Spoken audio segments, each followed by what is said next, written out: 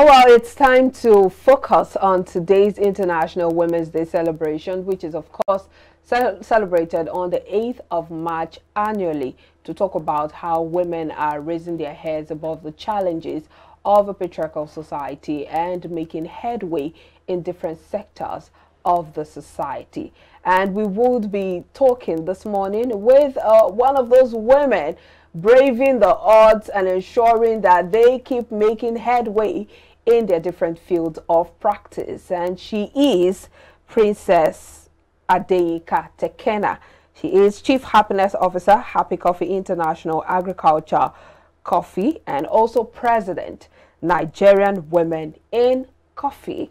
So many colorful feathers on your hat. Good morning. Thank you for joining us. Thank you. It's always a pleasure to see you. Thank you for inviting me on this morning. Yes. So let's start with your story, because I know that every woman out there has a story, especially when it comes to looking at the fact that it's a highly patriarchal society. You have to go through the challenge of braving the odds, staying side by side the men in the society and all of that.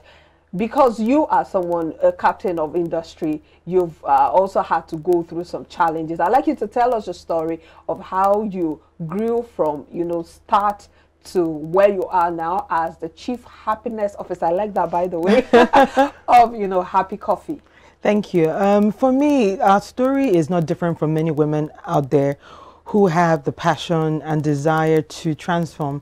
I remember as a young Nigerian student, I graduated from a school in America in 2009. And when I finished, I took a one-way ticket back to Nigeria. About 2 months later, everybody thought, are you crazy? What are you coming back home to do? But for me, I wanted to be part of the nation building process, not just as a woman, but also as a Nigerian. And when I moved back, like I always say, whatever we do, whether it's in business, whether it's been a mom, whether it's been a captain of industry, we are all supposed to put our hands together in building the Nigeria that we want to see. And you know that it's importantly, they say that when you empower one woman, you're empowering 4 generations. So for me, being in the coffee industry, I didn't even understand the challenges that I was going to face when I started in 2015, when we got the opportunity to start a business. But I wanted Nigerians to have access to local coffee. I don't know if a lot of people know that over 20 states in Nigeria grow coffee. It's the second most traded commodity in the world. After oil. After oil. But most of the coffee that is planted in Nigeria goes to waste because there are no opportunities for businesses like ours to offtake. So we began to look for coffee-centered solutions that would support the growth of the industry, but most importantly, tackle issues like unemployment, youth unemployment. Women are not usually included in financial liberation, like you rightly said, in the society that we live in. So for us, as a brand and also as a founder, I like to say that women need to build their tables, and table is not just a table, it's actually wealth. So a lot of the work that we do is supporting how we can grow wealth through the creation and improvement of Nigerian coffee. So what are you doing to ensure the inclusion of women? We know that women have to do a lot to break the glass ceiling. In your recruitment, in your workforce, in your workplace, what are the steps you take to ensure that that glass ceiling is broken? I think I'm the first. I always say that I'm the first case study. The fact that I'm able to build a coffee brand in Nigeria already shows a lot of women that there are possibilities for us. I think that's the first thing, because the coffee industry is not popular and it's very male driven. As a matter of fact, when we started the business, people used to think the founder of the company was a man. Yeah, I was coming to that. They used to think that the founder of the company was a man. So for me, I am the perfect case study that women can truly break ceilings. We can develop innovative products. We can build formidable brands if we get the right if we get the right support. So that's what I tell women. Also, I also believe in opening doors for women. Like I said, an empowered woman can empower 4 generations. And like I've also posted on LinkedIn yesterday, that a repressed woman can't be celebrated either. So there is a balance in showing women that the possibilities of what they can do. But for me, when it comes to hiring, creating products, for example, we designed a product called Joy Woman, which will allow young women, whether young or old, but low-income women, start micro coffee businesses. We're launching them launching it this year. And also, I had the opportunity to travel to Taraba, where our coffee comes from, and most of the farmers that we encountered are women. Yes. So our work is to create those solutions so that women can be included in that process of value chain. Yes.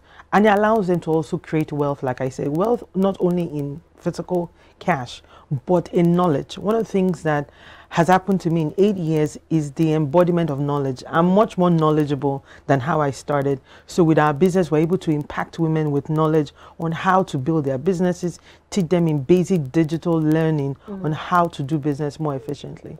So the journey, 2015 till now, I'm sure you must have had, some snide comments, people saying, what's a woman doing in this kind of business? Because it is a male-dominated, as you said, a male-dominated field.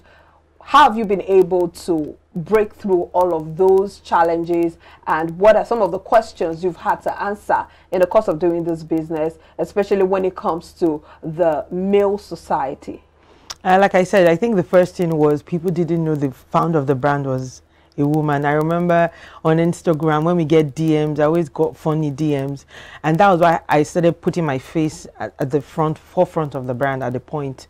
Secondly, I know once we went to a big fair in Ibadan, and they kept arguing that the owner of this company can be a woman until a director had to. But why? I don't know. A director had to come, step in and say, yes, he knows me personally. I've been on this journey for almost 8 years. And I think I can understand why, because coffee is not, it's quite technical in building a brand. I mean, we're up against big brands, so they will think that a woman wouldn't have maybe the strength, the tenacity, or the persistence to include. And because as a brand, we also have to be actually very vocal in developing that value chain. So I know going to tables, people's eyes flutter when they see that, oh, it's a woman speaking this boldly. And one of the things that I lost my dad very young, and one of the things that he told us was always to be very confident about who we were. So for me, speaking up is very critical. Because I believe that when you speak up, you're speaking for people that might not have a voice. So my voice is always very strong in the room. I'm very, very vocal about it. And I've seen how coffee has transformed communities, economies. Why can't we do the same in Nigeria? And because I'm a woman, shouldn't make me more interested in developing our country. Absolutely. I mean, soon we will. We're looking forward to when we will run as female presidents. It should happen in our time. So, and I think this is the best time also. Indeed. I really appreciate the fact that your bravery, especially delving into, a largely dominated field, especially of the male folks, and of course, your experience thus far, and you opening up to acquiring knowledge, which for me is very inspiring.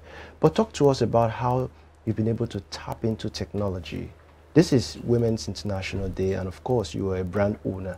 How has technology really impacted into your business? How have you been able to exploit, and how impactful has it been to your business? Thank you. I think it's very critical that people understand that technology, as big as the word sounds, it's not as big. WhatsApp is technology. Canva is technology. Twitter, Instagram is technology. Those platforms help you to digitally explore the possibility of reaching out to even a bigger audience. So for example, I like to take the example of COVID. I know that when COVID happened, a lot of our businesses shut down. As a matter of fact, in Happy Coffee, we didn't realize that we're practically a physically enabled company. And when COVID happened, we knew that we needed to tweak our business model such that, because business is about visibility. And I remember that WhatsApp was our first go-to. We started putting our products on our WhatsApp status. All team members were encouraged to do that. And we slowly began to see how powerful, like the days that I get up to over 300 views on my WhatsApp status, people looking at our businesses. Wow. I remember about 3 weeks ago, a friend from Canada said, I've been wanting to support your business. Can you send me your account number? Because I posted a picture of us at an event. So people need to understand that your phone and those apps are there as a form of technology. People think technology is, you have to be, digitally. No. as simple as WhatsApp is, it can help you transit your business model for visibility and also for commerce. And a lot of those apps have also done a fantastic job in creating business-like tweaks so that businesses can take advantage of it. And for us, that's what we've done. We do everything on our phones. This morning, I was just editing on Canva the post for today. We're using InShot to creating videos. So those apps are available for you to take advantage of for visibility for your business. So because this year's theme is actually focusing on tech, yes, looking at how women can be more included, yes, when it comes to technology. How do you think that can be done? Especially, yeah, you have had to, you know, evolve into it because of the challenge of COVID-19. Absolutely. Imagine before now, it would have maybe seemed so far away because, yes, you really didn't see a need for it. But this is one big sector of the society, especially when it comes to the potential of technology in Nigeria. So it means that there is still so much to explore, absolutely, in the tech world. You talked about WhatsApp. There are several, you know, gadgets, several tools, several apps that can help women in their businesses, in financial literacy, in different areas, absolutely, of their lives. Absolutely. How do you think women can be more included, yes, when it comes to technology? I think that there are a lot of organizations out there, I wouldn't mention any, that are doing a fantastic job in creating those avenues. The truth is tech is expensive, and that's the truth. However, there has been in the past 5 years a lot of clamoring in building women businesses. Women businesses are the least funded. We are the least, sadly, we're the least funded. I haven't even been able to raise seed capital in terms of Series A since we started. And I understand why. They think women are not as risky in terms of taking decisions, but that's not true. However, there are a lot of organizations out there who have done an amazing, I mean, I've been to so many programs on my phone. There are a lot of foundations out there that put programs on the phone for women. I have a friend who is doing digital literacy for women with no education at all, who are able to use POS systems.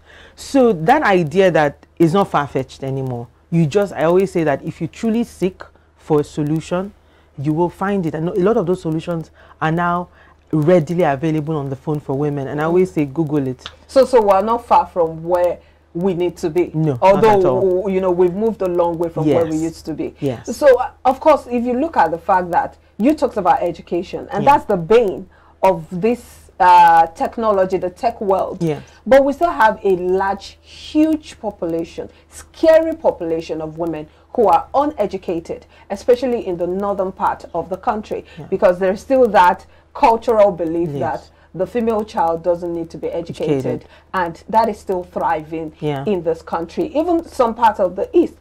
What exactly can be done to bring or to help these people see the need for education? And it's not just about the women, because of course they were raised by some people. So it is the drivers of the society. They are the ones who eventually need to pass on this awareness. How do you think we can go about it? I always see that to transform any culture at all, there are players, whether and stakeholders, government, private sector, the media, like what you're doing, showcasing women this morning. There are roles that everybody must play, and those roles, when it comes to government, policy is very key. There has to be policy that supports the growth of whether it's the educational industry. Even as an industry, as is in coffee, we don't have a national policy. So there has to be policy that engages. Like right now, there is no national policy on coffee. Yes. Wow. Absolutely.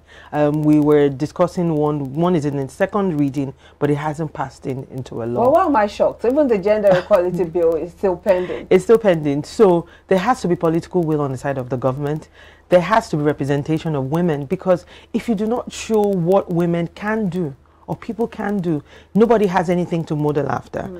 There has to be also popular media showing the role that women and children or whoever has to play to propagate that these things, because if you don't see something, how are you going to relate with it that is even possible? That's even bringing me to my next question, because when you talked about there is no national bill for coffee, is it that the government have not seen areas where a clear-cut or understanding about how to make profit from this, how it's going to bring development to the state in terms of GDP? What could be the reason why they're not looking towards that direction?